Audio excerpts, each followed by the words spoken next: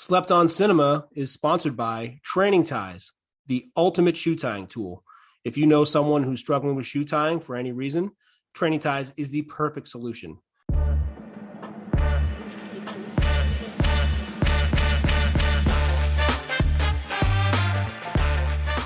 Welcome to Slept on Cinema. I'm your host, Stan Steamer.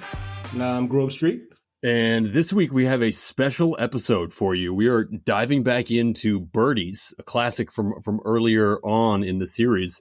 And this time we have a special guest again with us. We have Ryan O'Flanagan from Birdies, who played Jake, the main character. It's funny, you were kind of like that guy until this movie, because I remember you being in like That Guy and Dave and Mr. That was a random guy. Mr. Krabs, obviously, American Vandal was amazing. Thank you. Yeah. I know you guys have done the Birdies episode already, so I wanted to. I wish I could have done a different movie, but I don't have a brain for movies. I'll forget everything that happened as soon as the movie is over.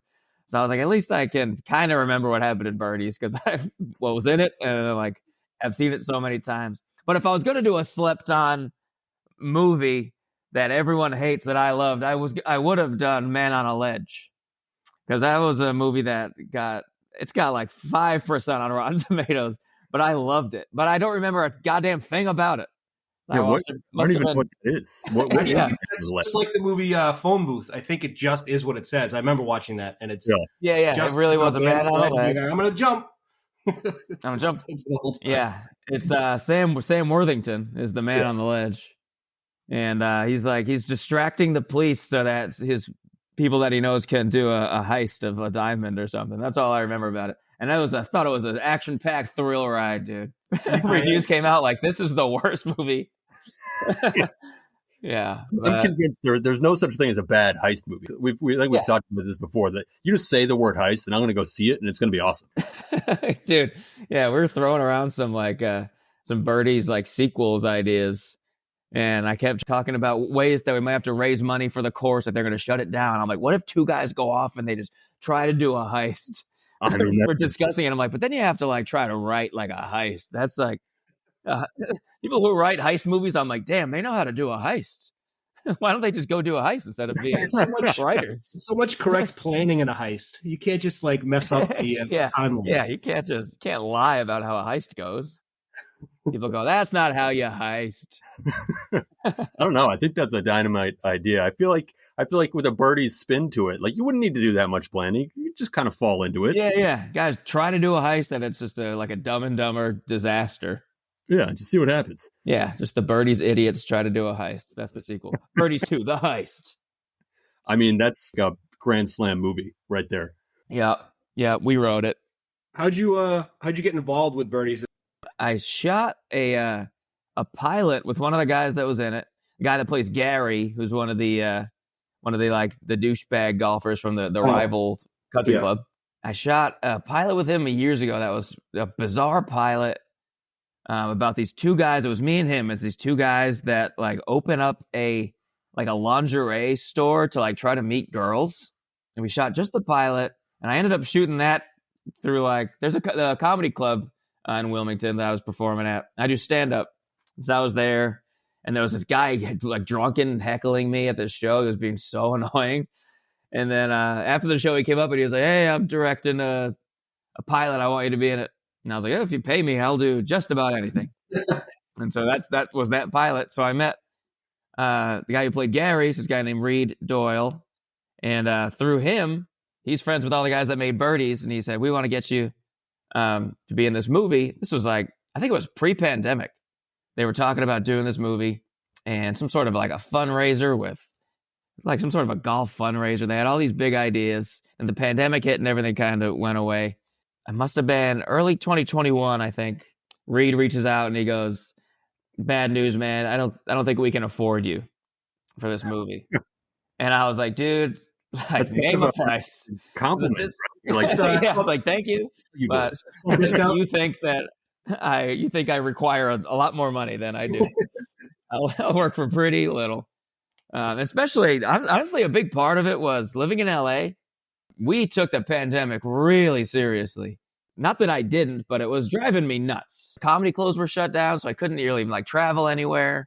there's no reason to go anywhere. And I just wanted to go to like a bar so bad and just like be around other people so badly. And I knew North Carolina was pretty, well, they opened pretty early. There weren't like Florida levels, but they were like open pretty early.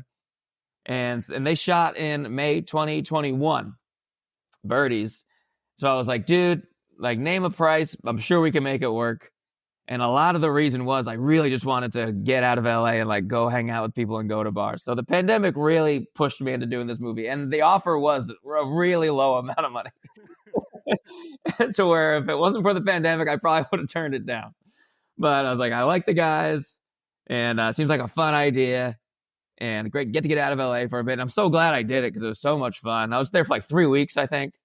And yeah, it was so nice to get out and like be around people, but also just the shooting of the movie itself was such a blast. It was a lot of drinking early in the day. It was like one of those kind of shoots. It felt like everyone in the film had been friends for a long time. You could feel the camaraderie coming through the screen. Yeah, it was cool. Like all those guys, I didn't really know any of those guys. I just knew the one guy, Reed. And so he brought me on, and they all pretty much knew each other, either from like the film industry or comedy or whatever else. And they've all known each other. Some of them known each other for like 15 years.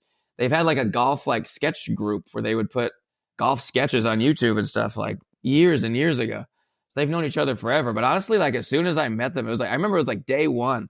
I showed up. I wasn't even filming, but they were just like, come to set and like meet some people. And I went to set, and it was like within literally like 30 minutes, it was just like such palling around with these guys. And like Nate, who plays Nick, who's like one of the guys that works at Twin Pines. He's like my closest, I guess, coworker. He's kind of like my shaman. Yeah. Both in the actual drug shaman scene and like in the actual country club. But yeah, so we're just like ripping on each other like right off the bat within a few minutes of meeting each other. And I was like, this is going to be so much fun.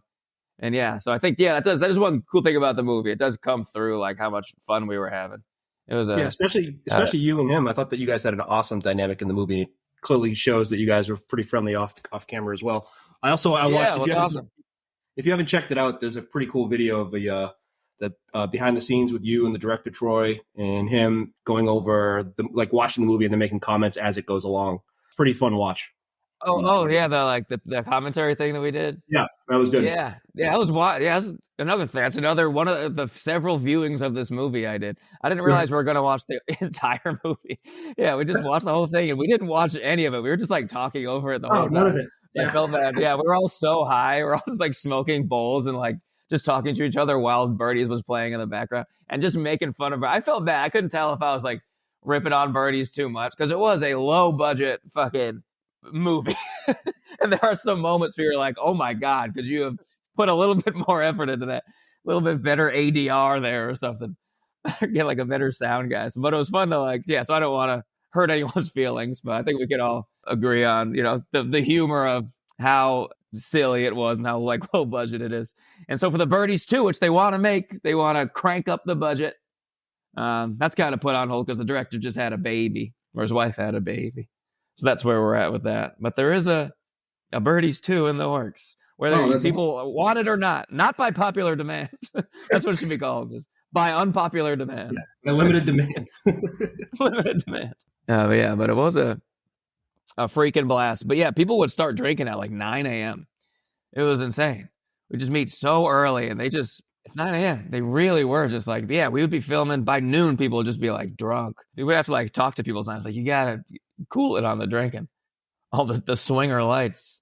Well, that's even tougher on you. You're playing. Because my character is sober. That's what sucks. Like everyone was like smoking weed and like drinking through the whole thing, which is my two favorite things in the whole world. But they were like doing it as we were shooting. But they're like, but it works for the character because the character is also drunk and high. And I'm like, God, I wish I could just drink and smoke all day while we're filming. But I had to like not have red eyes and be slurring my words. I had to be the sober one. I'm like, God, this sucks. Then as soon as like the day was done, I'd be like, Jesus Christ, I got to catch up with everybody. Just catching up. Yeah. Yeah, I was so jealous. So Nate probably had a pretty good because he could look as messed up as possible, and it would be like, oh, that makes sense for the character. I know. I was so jealous of that character. They sent me the script, and they were like, we're thinking about having you play Jake. And Jake is pretty like not only is he sober, but he's also like pretty much a straight man in the movie. He doesn't. There's nothing about him that's really that interesting. Got his plays off of everyone. Like everyone else in the movie is just like insane. And the director even told, he's like, yeah, this guy's kind of just like a straight man. And I was like, I would love to play Nick. And he goes, we already have a guy for Nick. And I was like, God damn it. And he's like, he's one of the, like Nate like helped write the movie. He did a lot of the writing, and he was in like the comedy sketch group. They've been for 15 years. And I'm like, who's this fucking guy that gets to play Nick? I want to play Nick. Then I meet him. I'm like, oh yeah, that's the perfect Nick. He's so good for that role. Just that fucking aloof confidence, like that loud, drunk, weird dude. Yeah, and if you try to fight him for the role, he's just going to kick you right in the chest. Right in the chest. That was the funniest kick. yeah, that was one of my favorite scenes in the movie. Did that so many times, just kicking Jamie in the chest. Stop. Try to make it look more realistic. Just kicking this guy in the chest over and over. All those scenes that had like a bunch of people in them were my favorite scenes in the movie. Like Jake's first day being part of Twin Pines, they throw like a surprise thing. They had candy on the on like the pool table. I don't know if you noticed, there was so much candy on the pool table, but that was just like there one day. There was for some party that was happening like before we were shooting. So it was just like a shit ton of candy. They're like, just leave it. It's good for like the party scene. And it was there all week, and there was no AC. So all like the chocolate was all melted. But just throughout the week, like anytime we're just shooting, keep walking over to the pool table, just grabbing. I ate so much candy for like 3 weeks straight.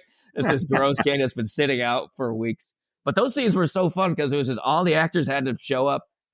And yeah, there were some days, obviously, some people didn't have to be there. And, you didn't really cross paths with some people as much. But the scenes where it's just like, let's get all 15 like actors in this room, and then we all have to shoot together, those were like my most fun moments of shooting, I think. Yeah, the surprise party after the heart attack from Connor seemed like a lot of fun. yeah, it was a blast. Yeah, that and the showdown scene when the Magnolia Point guys come strutting in, he gets kicked in the chest. Fun. That was a lot of like breaking and laughing in that scene, because Jamie, who plays Adrian, I think is the best part of the movie. He commits so much to this piece of shit guy. He's my favorite part of the whole movie. Just the little things he does. Like even there's one scene where they're like in like a boardroom or something at their country club. They're all sitting around discussing like our shitty country club. And Jamie, I forget what he's doing, but he's doing something. He's like holding something, like a fucking napkin, or I forget what or a cup or something. And he's just, for no reason, he's just like making a dumb face looking at it for no reason. He's just like such like a psychopath, but then he's also just has these moments where he's just like a complete moron. He's like a monkey of a person. He's just like little stuff like that he did that would just crack me up so much. He's a classically trained theater actor. Oh, is he? Yeah, he really. Yeah, he's a theater guy. He brought it. Yeah, absolutely. I thought he played it up with his being like that spoiled daddy's boy pretty well. There was one scene where the cart went by at like 50 miles an hour, and he like jumped on his dad and put his hands on his stomach. It was just like a little thing. Like, Daddy. Yeah, man. Yeah, he's so good. And he dyed his hair blonde for that. I think like the day before they were going to start shooting. He just like hit up the director, Troy. He's like, what do you think about me dyeing my hair blonde for this? And Troy goes, do it. Really do it. And he did it like, just bright blonde. So that's how I met him. I never knew him as anything other than just bright blonde, ridiculous looking person. Yeah, that's collar on his orange shirt. It's a memorable first impression. It was, yeah. He picked me up from the airport to shoot that movie. He's like, "What's up, man?" He's like, "I'm Jamie. I'm playing Adrian." I was like, well, "You look like you're playing Adrian." Yeah, but yeah, he's the best dude. He does stand up as well. If you're in the Wilmington area, I think he's in college in Atlanta now. But when he comes back, check him out. He's performing around town. Yeah, we're gonna need to take a Slept On Cinema road trip and meet up in North Carolina and just hit up all the birdies. Yeah, dude, all of us. A little triangle. We all just meet in Wilmington it's so far for all of us. Open the most convenient spot and just go. All of us. Yeah, their bars are open regardless of what's happening in the world. The bars will be open. It's fun. I remember I think the first bar we went to, and I was so excited to go. I haven't been to a bar at this point in over a year. And the first bar we went to was a karaoke bar. And I couldn't believe it was open. I was like, can't believe we can do karaoke. I love karaoke. And it's a North Carolina karaoke bar, and everyone's singing Garth Brooks and stuff. And I went up, and I put in my thing, and I put in Bailamos by Enrique Iglesias, and the guy took it, and he just goes, "Oh, it's gonna be one of those nights, is it?" Sorry, dude. You're gonna be different, aren't you? Yeah, you're gonna be one of the what are you? An LA guy seems like you're one of these West Coast snowflakes. I was like, screw you, man. I haven't been to a bar in forever. I'm singing some Enrique. Having myself a night. Yeah, it was. I'm fucking skipping the Wayland tonight. I'm getting straight to Enrique. But thank God for Birdies getting me out for a bit. And then like right when I came back, they pretty much opened stuff again. I was like, yeah, well, I got a month before anyone else. It sounds like you had a similar path as your character, where you worked for double half your pay plus 10% and some club credit with the beers for the movie. Yeah, man. I was happy to get out of the house. That's awesome. I was like, we can't afford you. I was like, really? I think you probably can. But I mean, I'll take whatever. Not like I was working and doing anything else. I got the time and I have no money right now, so absolutely, I'll do this movie. I'm so glad I did. It's led to so many like friendships now. Like I just did a show in Wilmington a couple weeks ago, and like so many of the guys from the movie came out.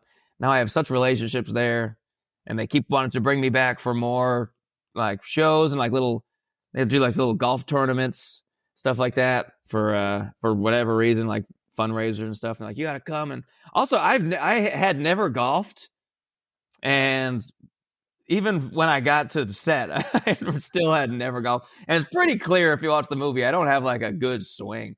But I'm playing this golf phenom. So I met the director, Troy, like a month before I went out, or a few weeks before I went out, because he lives in LA. And so we went to a driving range and just like hitting some balls together. And he was like, yeah, you look fine. You look pretty good. I'm like, are you sure, dude? Because if I'm playing a golf phenom, and like I was hitting a couple of them like okay, but for the most part it's a pretty ugly swing. But then I got one lesson from like the club pro at the club that we were shooting at, the country club that we were shooting at. It gave me one lesson, and I swear to God, for like 3 days, I was ripping balls. I was so good. I just could not crush these balls straight and true all the way to the back of the driving range for like 3 days. And then I just like lost it one day. And to this day, I've never gotten it back. It was crazy. Everyone was like, Ryan, oh my God, you're so good. But my swing still just didn't look good. Yeah. And in the movie, they have to add the sound effects when I hit the ball. Pew! They're so good, though. I love those sound effects. Those sound effects. Pew, pew. But yeah, golf movies come down to the sound effects a lot of the time. Somebody like Happy Gilmore, like everyone has their own Caddyshack. Everyone has the unique golf sound in their movie. Exactly. It's a real sound up movie. I thought your swing looked really good, but it could have been like there was the old like SNL bit of looking at how to look attractive. You just sit next to like ugly Chris Farley, and all of a sudden you're like the most attractive person in the room. So like maybe the other swings weren't all the best. So yours stood out as luckily really good. With the exception of the cart girl, her she's like a real golfer. She was on a golf team. Right. Someone plays golf here. Yeah, she was crazy. We like played around one time, like after shooting, and she shot like I think it was just 9 holes, but she shot like 1 under. like genuinely, I was like, I've never seen that happen in real life. And watching like good golf is so fascinating. Because I'll golf with my friends sometimes, and it's just everything's going into the woods and the water, and everyone's just pissed off. But to watch someone who's like really good, it's so much more fun. No, it's a different game. It's a completely different sport. It looks like she's playing, but it's like way more fun to be out on the course. And it's like we'll all play like shit, but then she'll go up and everyone's like, sick, let's watch this. Like she might actually get it to where we're trying to get it. Yeah, she like didn't lose a ball all day. Can you imagine that? No, I can't. She always knows where but it's always going in, not into the woods. Like that's insane. She was like the only like good golfer, I think. There was people that were like decent, but yeah, my swing was pretty god awful. I kind of quit. I played like a little bit after that for maybe like a few months, and I kind of just quit, dude. And because it's so frustrating. Golf is so goddamn frustrating, and it takes all day. And it's just like I'm not good enough to like feel like I'm like getting better at all. So I kind of just like stopped playing until like a month and a half ago. I played for the first time in like a year and a half, and I went to this crappy little golf course out here called Roosevelt, and I went to the first hole, and I didn't warm up or anything, and it's a par 4, and I got my first birdie of my life. And I have not golfed in like a year and a half. And that's how golf is, dude. It makes no sense. Yep. It's so annoying how little sense it makes. Gives you that little like taste and you come back and think you can do that again. And then it'll just take so much work. Yep. Yeah. And I'll never get another birdie, probably as long as I live. It was a wild experience. I cannot believe I just did that. I got 3 on a par 4. And I'm like, that's all I got to do. I got to go a year and a half in between playing. I just played golf for the first time in like a decade. We were just down in the Cape? Yeah. And Steamer and I, and we played for a bachelor party, and I finally understood the format of now the movie Birdies, because you guys played Captain's Pick, which is basically like a scramble. So we did that down on the bachelor trip so that everyone could play, and now I'm like, oh, now I get it. That makes the game so much more fun when you get to play from the best shot of the person in your right. Yeah. I had never heard of that before. I think before Birdies too. I was like, well, I didn't know it was a thing people did. Like, I don't want to hit where you. I want to go where I shot, and the leaves and sticks over here. It makes you root so much for your teammates too, because you want that good lie, so you're not in the woods. It's great. Yeah. This rarely are you rooting for the people you're playing with. I'm usually like, I hope we all suck today because I'm gonna suck. So please don't be way better.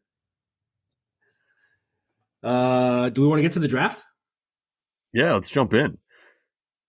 Cool. All right, so we each get 3 picks. It's a snake draft style, so we always have our guests go first.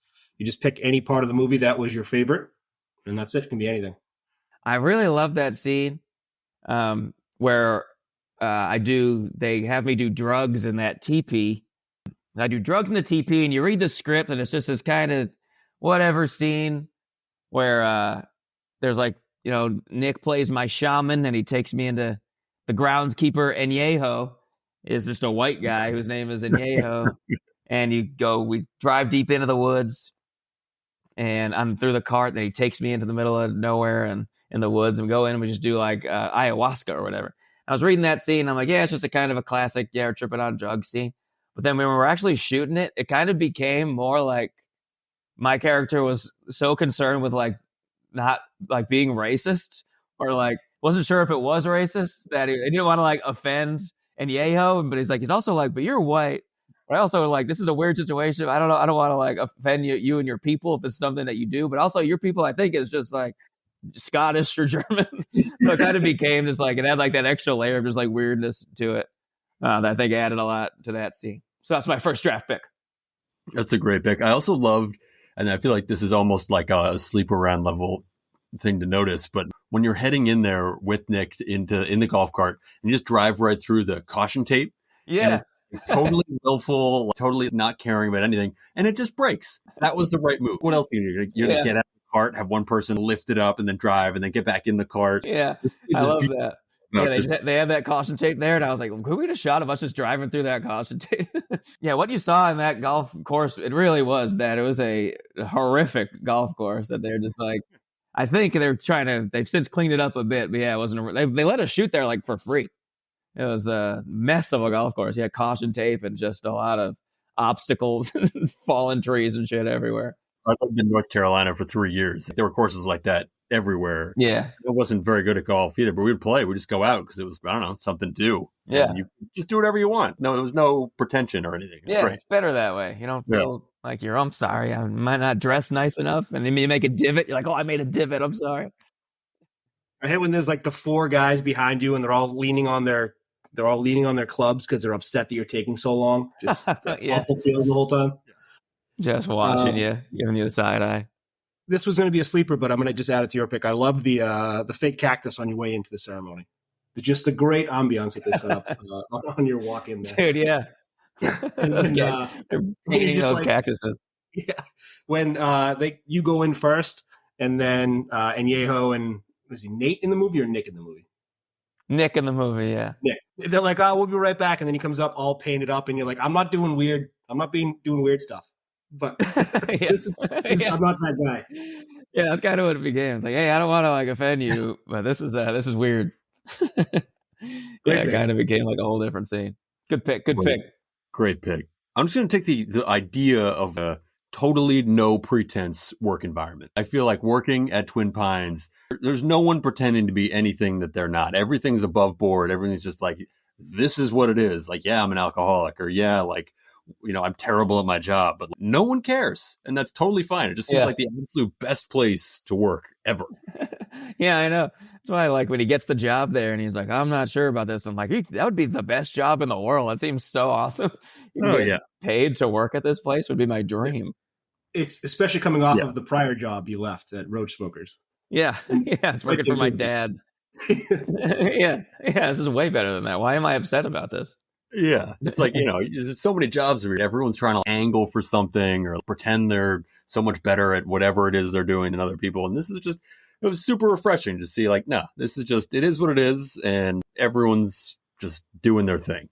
Yeah. So that like country club was, I mean, they found the perfect place. That place was like it was dangerous. It was like, there was nails coming out of like wooden beams and shit. It was like, really just was like that. We just shot there the whole time. It's a good pick. My pick in the first round, I think I'm going to go with Jake's first day. I thought that was just awesome. Showing up on his first day, and he came in the back of the surprise party, talking to Añejo, and then it leads into him getting his office, which is just an incredible scene with the joint in there. I just love that whole. You get to meet the whole crew, and I thought that that whole first day scene was just incredible. Yeah, I love that scene. I love shooting that. So yeah, the guy that plays Añejo is Timmy Sherrill. He used to run the comedy club out there. That's how I met him. And yeah, his reaction in that scene is so funny. He's just like, shut up, man, shut up. And when he realizes who I am, he's just like, surprise. He just turns around, gives like the most like confused, fucked up surprise, and everyone's like, oh. Yeah. You eventually nail it though, the surprise. Yeah, we got it eventually. Okay, so I do another pick now? Nick, so let's go back to me now. So I got two in a row. Okay. I'm taking Nick's drive home.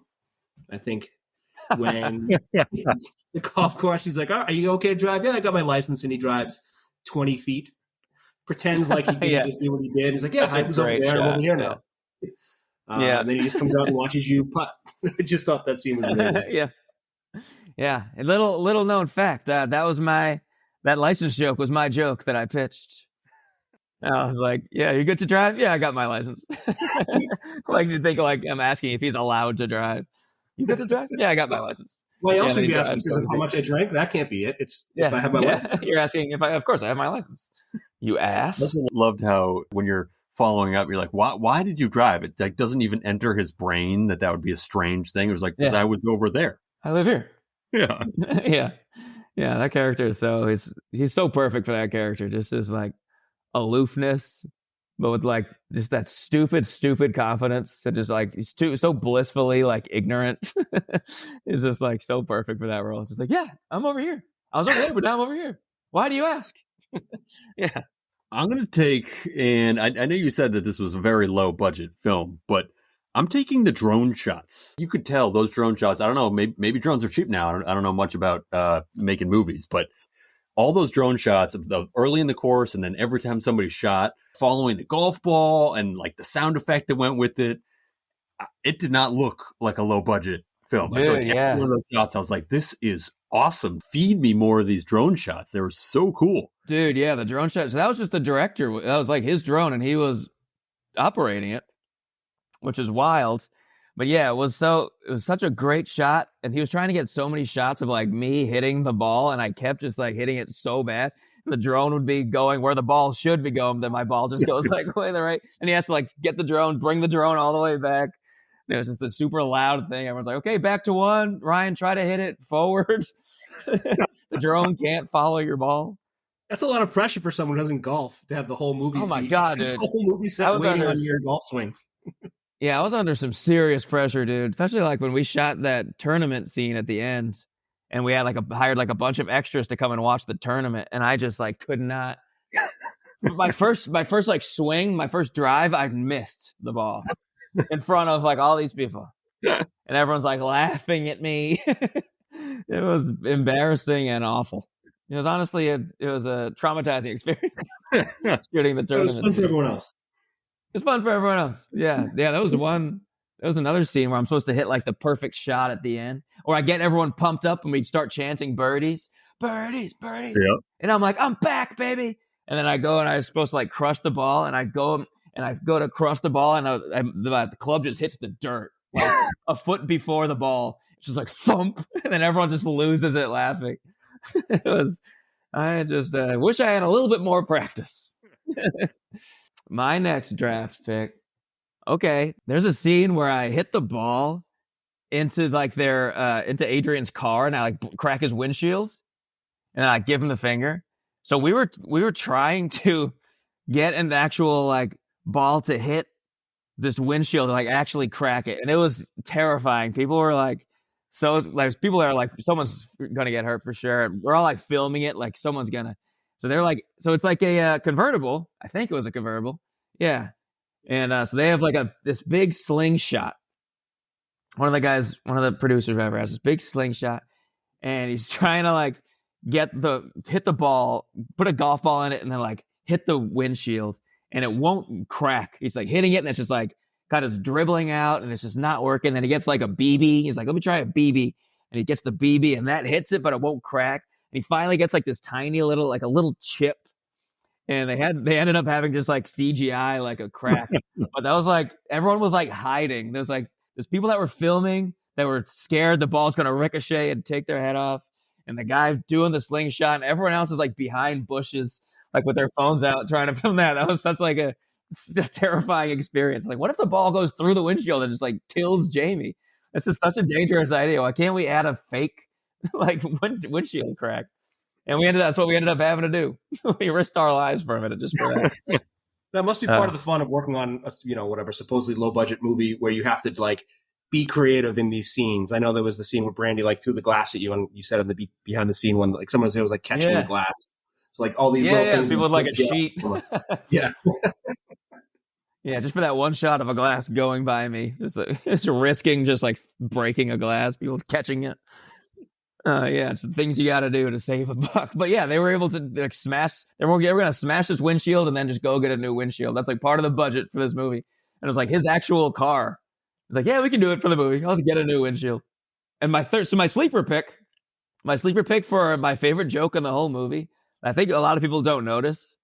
It's like towards the beginning, and there's a couple I think that's coming to see if they can like join Twin Pines at the beginning, just like scout it out or whatever to meet them. I forget what it is, but we're all hanging out in that really awful country club with the exposed beams and nails and shit. And it's supposed to be like a hilariously ugly and terrible building. And then we're all talking. And then you just hear hello, and Conroy, like the owner of the club, just goes, "God damn it, they came in the front." I'm like, that's such a funny little. This is a joke. Ah, shit, they came in the front. It's like the place is so awful that you're not supposed to come into the front door. Let me just meet you outside and guide you to where you're not going to walk on nails and some shit. I just love that tiny little joke. God damn it, they came in the front. I like that too, because it made me think of growing up and like going to your friend's house. No one ever went in the front door. It's like you always went in the back. Like that's where like the kitchen was or whatever. It's like no one went in the front door. Yeah, and the front door hasn't been open in years. Yeah, the front door leads to the room that you can't sit in. So you just like just like that weird parlor. Great pick. Great pick. My sleeper pick, I don't know why, but these always crack me up, and I love this was like a running gag throughout the whole movie. Just the Hickey subplot. Like it was like no reason to be in there, but every time I was like, "Is that a Hickey?" It's like, no. Yeah, it was so weird. I don't know why he started doing that. It had nothing to do with anything. There was nothing on my neck. It was not a reference to anything. It was just a weird thing to just keep saying over and over. And I don't know if you noticed in the when we were doing the drug scene and he was singing that song, he was going, "Hickey away, coo. Hickey away, coo." Like for my hickey to go away. Yeah, they made a whole song about it. But it's like, it's so good. I kind of feel like the only reason hickeys exist in society is because of movies. There's no reason for hickeys to be a thing, but they like come up in movies like this. And then it's like, oh yeah, hickeys. I forgot about hickeys. It's always funny if like a buddy shows up and he has like they still do this? You have a hickey on you? What went wrong with last night? Yeah. Why did so? Yeah, I think I got a hickey like, God, it must have been fucking like 10 years ago at some point. But I was an adult. I was like living in LA, and a girl just started like sucking on my neck, and I threw her off of me like violently. And I was like, "What are you doing?" And she was like, "What?" And I was like, "You're giving me a hickey." She's like, "No, I wasn't." I was like, "Yeah, you are. You were sucking on my neck. That's what a hickey is. That's gonna last for like a week." And just ruin the night. We were like gonna hook up and just didn't. I was so angry. Like, why would you suck on my neck and leave a big red mark on my neck? Are you insane? I'm like 25 years old at this point. We're not in 8th grade. That's cool in 8th grade. Like, yeah, check this out. That's right. And it's so like it's like proving that you did something. And is it a way for the girl to like mark her territory? Like, oh yeah, that's Samantha's hickey on Jake. Yeah. Yeah.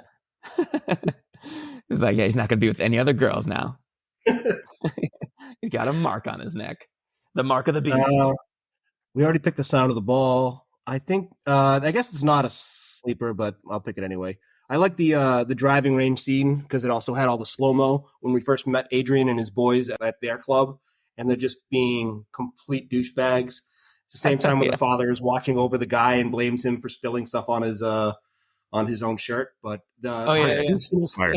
you do this, you're fired. That's another great joke. I love that line.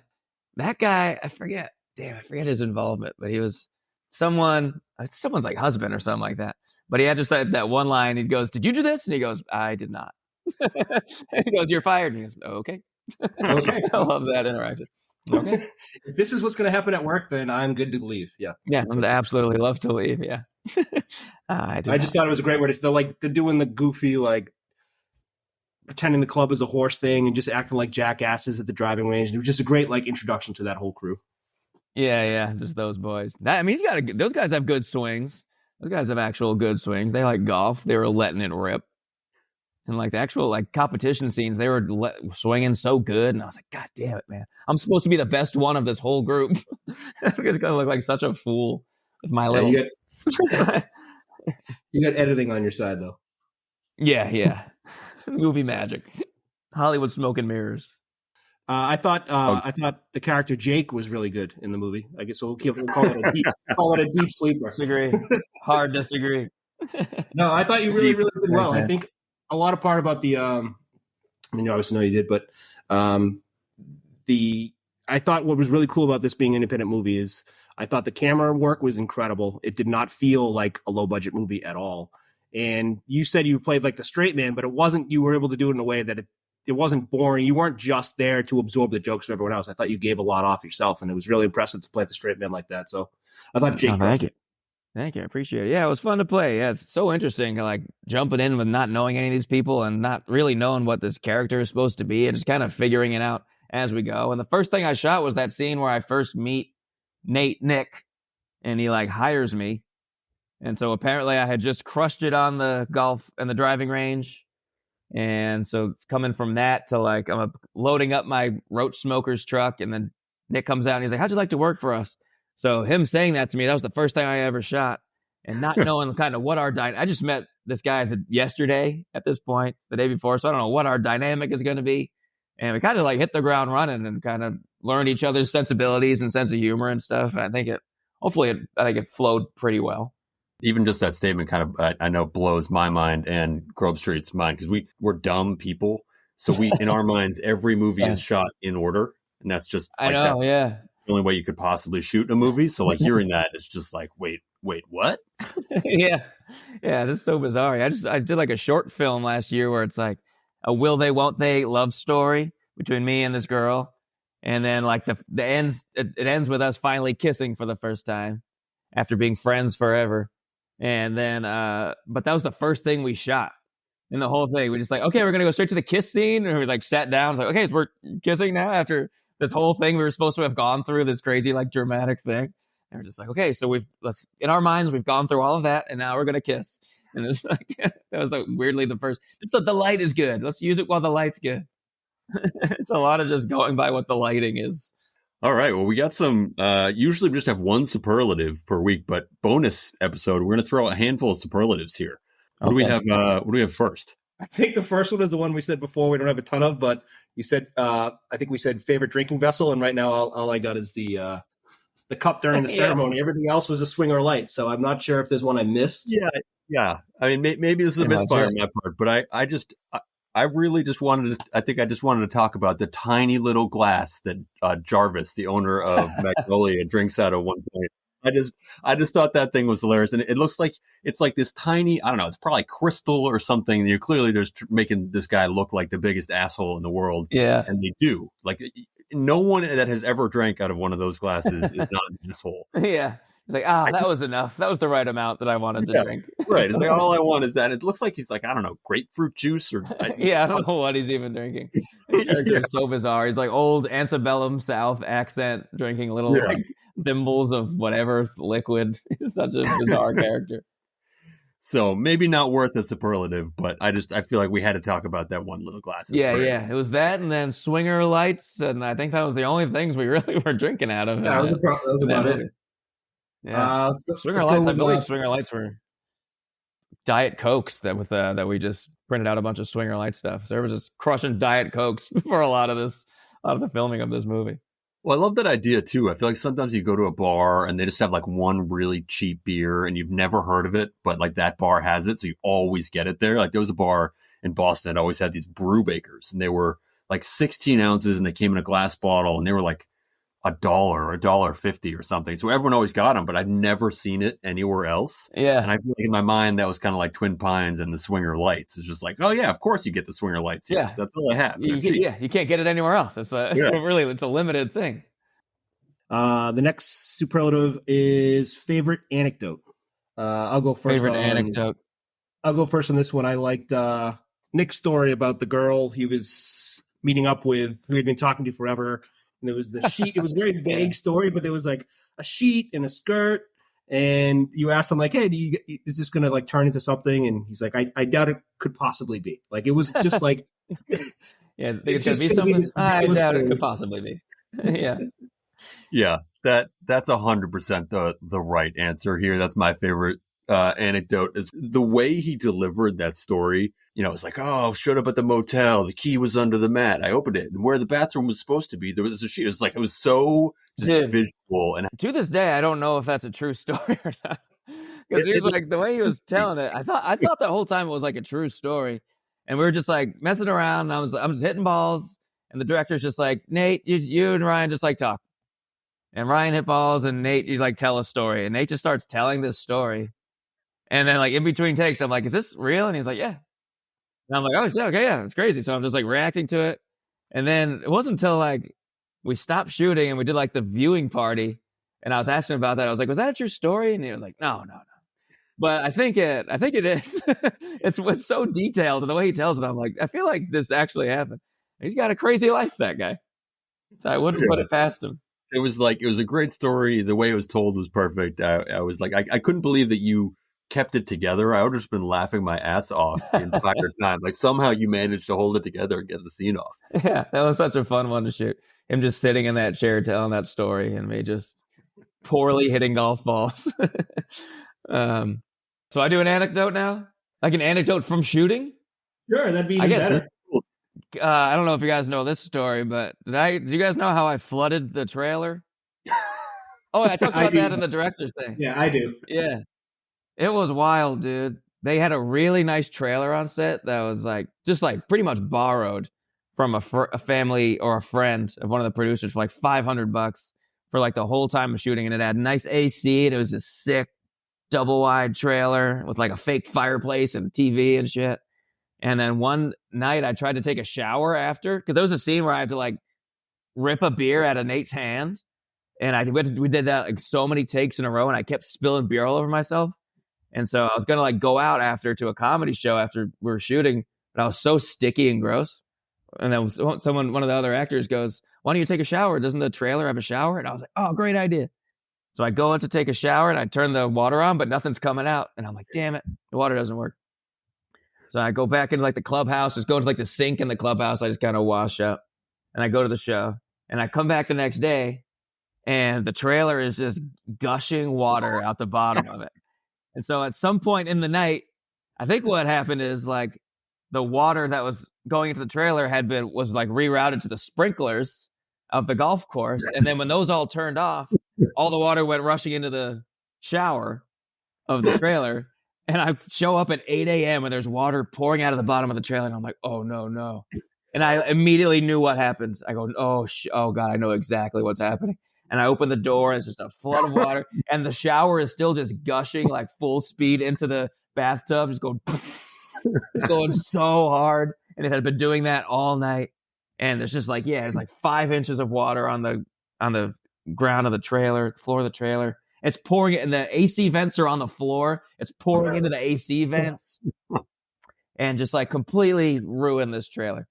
And it was the last day of shooting and we have to shoot the big, like, hurrah, happy ending of this movie. And I was like, in between takes, I was like, choking up and I felt so bad. And I was so like, felt bad and I was embarrassed. And we have to shoot this like, yeah, birdies, big happy ending. But one of the guy who like borrowed it and got it for us for $500 is this like, he's like a handyman by trade. That's like what he does for work. And he can do anything and fix anything. And he just like fixed the trailer somehow. He's worked on it for like a couple weeks. And he's like, yeah, I fixed it. I'm like, you fixed it? You fixed the whole trailer? I think I Venmo'd him like $200 or something. just for your work. I'm so sorry I broke this trailer. But I thought we were just going to lose like this $50,000 trailer. I was just like, felt so off on the last day. And then we go out and have drinks after to celebrate being done shooting. And I was just so down. So I owe someone a trailer now. Fuck. Yeah, it's like, fuck. I was like asking, can I please email them? And like, I will pay for whatever. This is completely my fault. And he's like, don't email them. Just leave them alone. And I was like, please, this is so weird. This is, I feel so awful. He's like, I'll just tell them someone left the water on and I'll just, I won't throw you under the bus. I'm like, please throw me under the bus. I messed up so bad. This is 100% my fault. And I will save up and pay them back over a few years. But he ended up just being able to fix it for like pretty cheap, I guess. So I don't know how he did it, but I'm glad he did. You got superpower guys typically who know how to fix things. That must be nice. I can't imagine. I don't know how to do any. I have no applicable skills in this life. Yeah. Nothing. Cannot do shit. But that's funny. Like, you have to get the whole group to root for you, but in the moment you feel like everyone hates you, but you're still like, root for me, guys. I was like, yeah. Everyone's so mad at me, but I'm like, yeah, you're the best. And I'm like, yeah, I know what you're thinking. I know what you're really thinking. I'm the worst. Yeah. So that's my favorite anecdote from that shoot. You got one, Steamer? Mine was the same as you. It was the motel story. I thought was just amazing. Jake's ketamine one night in college story was great too. Yeah, man. That like blew up on the internet. I don't know if they like that. They put that clip up, and it was like after a weekend of drinking. Golf content is so popular on TikTok and Instagram, and that just like the golf community is a whole community of the internet. And like they made a clip of that and put it up, and it was like, hey, when you have a crazy weekend golfing. And then it got like 1 million views or some shit. It got like thousands of comments, and people didn't know that it's from a movie. The people kept being like, he's lying, fake, cat. I've had a lot of beers. That's too many. That's way too many beers. No one can drink that many beers. I'm like, yeah. People kept being like, no, it's from a movie. Check it out. It's Birdies. You can see people like from the movie that we worked commenting, be like, it's from a movie. Check it out. It's on Amazon. You idiots. I forgot. Let's do favorite article of clothing. This is going to be tough because there's so much good clothing. But the whole like, I don't know if it's a department or how it works, but all of props and like wardrobe just absolutely crushed it throughout the whole film. So definitely a tough choice here. Yeah, I got to take a lot of cool stuff home too. Some Twin Pines hats and shit. Oh, sick. I like Adrian. We had the visor on and the sunglasses backwards on his head. That's such like a early 2000s we'd have like the visor upside down backwards and the sunglasses on. With the dyed blonde hair. Yeah, they did such a good job making them look like just such douchebags. And like Reed with his little goatee thing, just looking like such a jerk. And their bright orange shirts. All the were amazing. The dyed hair was perfect. If they were just wearing regular hats, like it's not nearly as funny. Then who wears a visor? You are such a douche. Did you ever go through? Did either of you ever go through a visor phase? Never had a visor phase. I wore a visor. It was probably like 7th grade, I want to say. I wore a visor and I had bleached my hair. So I was there. A visor night would be a fun theme night. We do a lot of like theme nights in my friend group. We just did like dumb t-shirt night. Everyone wears a really obnoxious t-shirt. We've done like sweats night and like a wig night. But fucking everyone just wearing visors would be so funny. Visor night. Dyed hair and visor night. Are you guys a softball team? What is this? Yeah. What are you guys? Yeah, just hell happened to wear visors. I don't know. Didn't discuss it. I think my favorite clothing, I don't know if I'm going to go, I guess it's the whole Roach Smokers outfit that you had on early in the film. I mean, like the Roach Smokers name, I don't know who came up with that, but it's so perfect for an extermination business in this movie. It's so good. And then the logo, I thought like I would love, if I was going to pick like a piece of memorabilia from this, it would be the Roach Smokers hat or the polo that you're wearing. Yeah, pretty sick.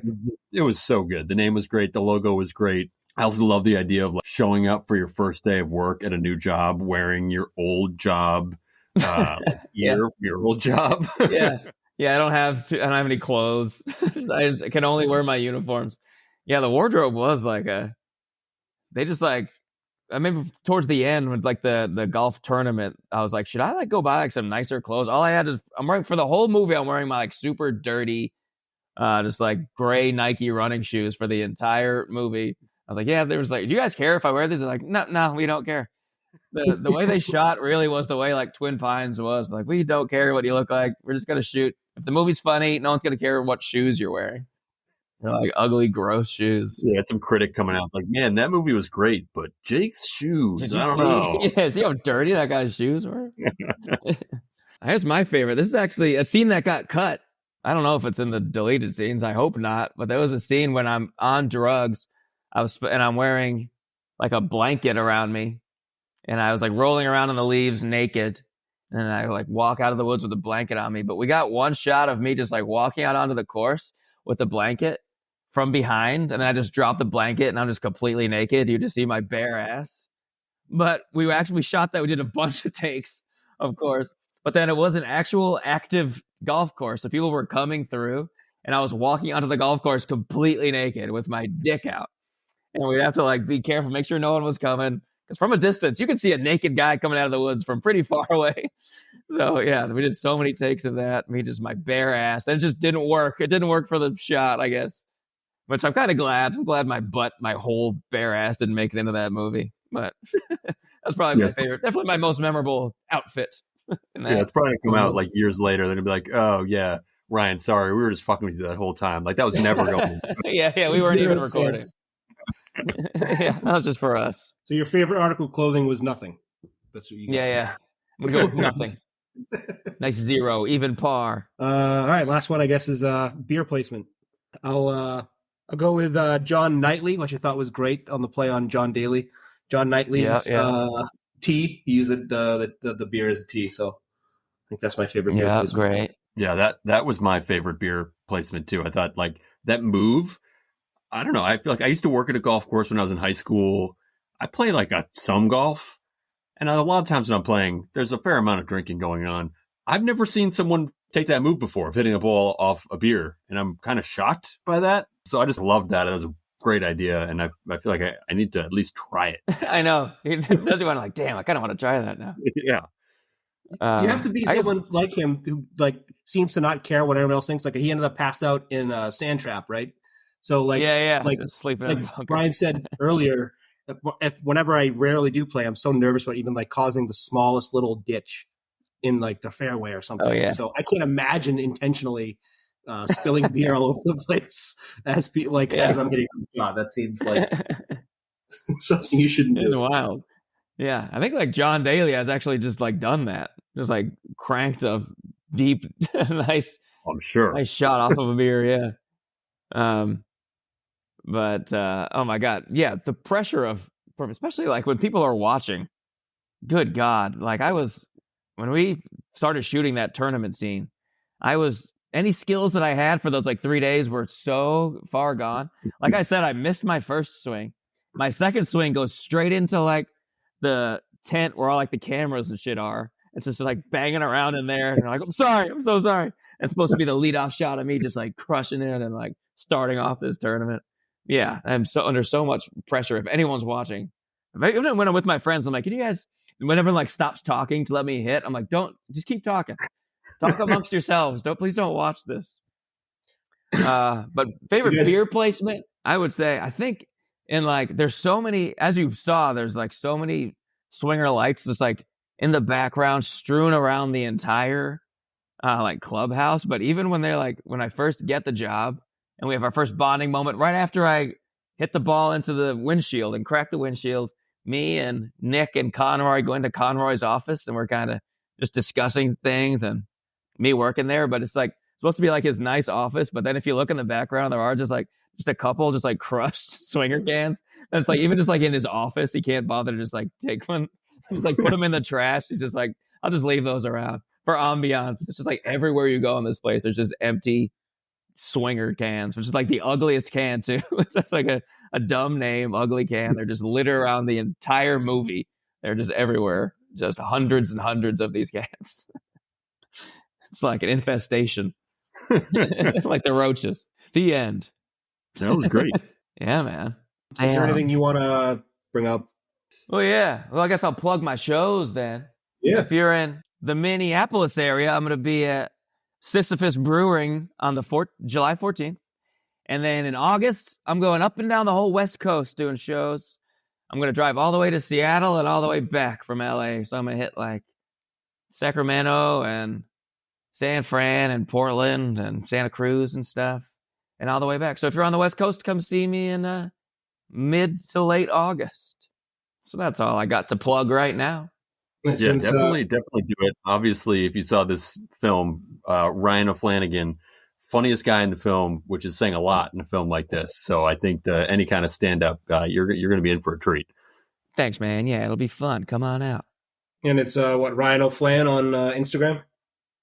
Yep, at Ryan O'Flan on Instagram and Twitter, and RyanO'Flanagan.com is my website. Check out what I'm doing. Come see a show. Cool. Thanks so much for coming on. This was a ton of fun. Of course. Yeah, thanks for having me, dudes. Yeah, this is great. This is a lot of fun. I cannot wait for Birdies 2, the heist. Fingers crossed. The heist.